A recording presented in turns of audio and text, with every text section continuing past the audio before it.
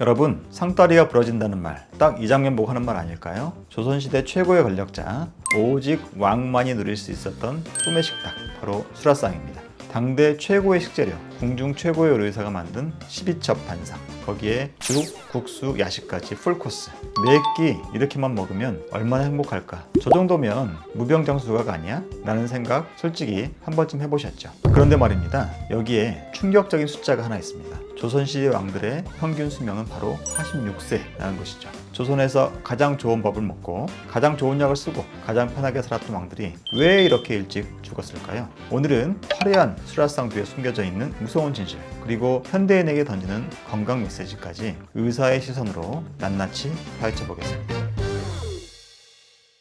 안녕하세요. 저는 정편한 의사 김용성입니다. 자, 먼저 왕이 뭘 먹었는지 한번 볼까요? 기본이 12첩 반상입니다. 반찬만 12가지, 거기에 밥이 2종류 있습니다. 흰쌀밥과 팥물밥, 국도 2종류죠. 미역국이나 곰탕. 왕이 그날 컨디션 따라서 오늘은 이거, 저녁은 저거 이렇게 메뉴를 고르는 구조였죠. 그런데 더 놀라운 건 횟수입니다. 아침에 눈 뜨자마자 죽, 오전 10시에 아침 수라, 점심에는 국수, 오후 5시에 저녁 수라, 밤에는 야참. 공식적으로 하루에 5끼입니다.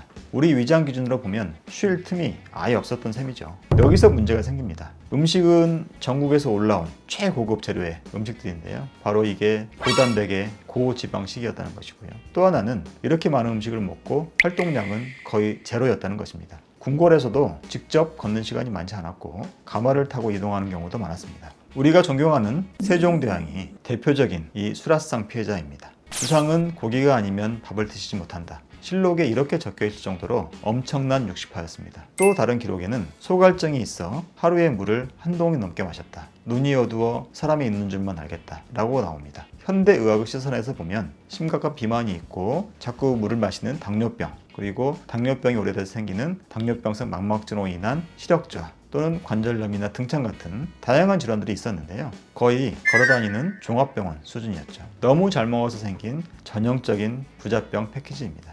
그런데 조선왕 중에서도 예외가 있습니다. 똑같이 수라상을 받았는데도 무려 83세까지 산 영조입니다.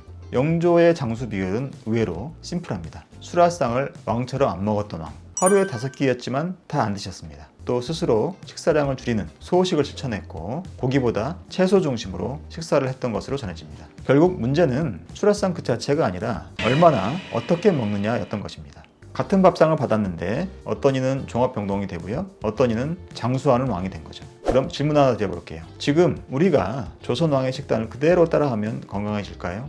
장점은 분명히 있습니다. 전국 8도의 제철 식재료를 모두 모아서 만든 신선한 식재료의 좋은 음식이라는 것이죠. 또 구이나 볶음보다는 찌고 삶고 조리는 방식이 유지였기 때문에 비교적 건강한 방식의 조리법이었던 것 같습니다. 또 반찬 수가 많아서 영양소가 다양하게 구성되어 있기 때문에 이러한 것들은 영양학적으로 보면 구성 자체는 굉장히 훌륭한 식단입니다. 문제는 환경이 다르다는 것입니다. 현대인도 왕 못지않게 운동량이 부족하죠. 하루 종일 책상에 앉아있고 컴퓨터 앞에서 앉아있다거나 또 짧은 거리도 차를 타고 이동하고, 그리고 이미 우리는 칼로리 과잉 시대에 살고 있습니다. 이런 상황에서 왕처럼 하루에 5끼 탄수화물, 단백질, 지방이 다 풍부한 식단을 먹는다? 아무리 좋은 재료로 다양하게 먹는다고 하더라도 이거는 그냥 성인병으로 직행하는 KTX를 탄 거나 마찬가지입니다. 우리는 이미 왕처럼 먹으면서 백성처럼 움직이는 시대가 아니라 왕처럼 먹으면서 왕처럼 안 움직이는 그런 시대에 살고 있거든요. 여기서 한 가지 더 생각해 봐야 할 점이 있습니다. 왕이 12첩 반상 앞에서 고기 반찬 투정을 할 때 담장박 백성들의 밥상은 어땠을까요? 대부분의 백성은 쌀 구경도 힘든 잡곡, 보리, 풀뿌리 유지의 식사를 했고요. 단백질이 거의 없는 날도 많았고 깨끗하지 못한 물 때문에 위생 환경이 매우 나빴습니다. 왕의 사망 원인은 너무 많이 먹어서 생긴 병, 이런 게 많았던 반면에 백성의 사망 원인은 너무 못 먹어서 생긴 병, 그리고 전염병이었다는 게 비극인 것이죠. 왕은 넘쳐서 병들고 백성은 모자라서 병들던 시대였습니다. 그게 바로 조선이라는 사회의 건강 초상화입니다.